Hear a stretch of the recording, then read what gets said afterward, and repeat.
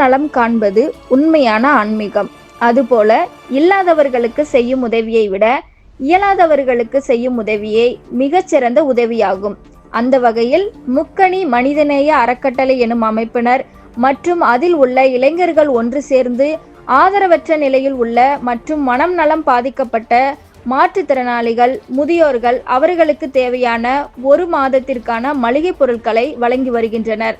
மாணவர்கள் நல்வழியில் செல்வதற்கான பல விழிப்புணர்வு போட்டிகளை நடத்தி சான்றிதழ்களையும் வழங்கி வருகின்றனர்.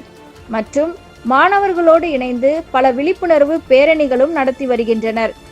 கணவனால் கைவிடப்பட்ட பெண்களுக்கு தையல் இயந்திரம் வழங்கி மாற்றுத்திறனாளிகளுக்கான 4 சக்கர வண்டிகள் மற்றும் பெட்டிக்கடைகள் அமைத்து தருகின்றனர். பார்வையற்றவர்களுக்கு வாக்கிங் சீட் மற்றும் சிறு குறு தொழில் ஏற்பாடு செய்து தருகின்றனர். இந்த நிகழ்ச்சி சிறப்பாக நடைபெற்றுக் கொண்டிருக்கிறது சொன்னாங்க. இதில் அஇஅதிமுக முன்னாள் அமைச்சர் SP வேலுமணி அவர்கள் கலந்து கொண்டு இவ்விழாவிற்கு பெருமை சேர்த்தார். மக்களிடையே தேச ஒற்றுமை, மத நல்லிணக்கத்தை பேணிக்காக்க பல்வேறு விழிப்புணர்வு நிகழ்ச்சிகளையும் நடத்தி வருகின்றனர்.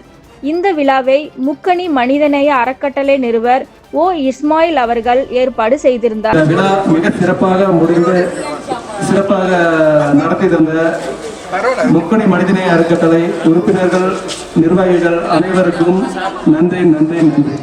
இவ்விழாவில் அனைவருக்கும் மதிய உணவு வழங்கி இனிதே விழா நிறைவுற்றது.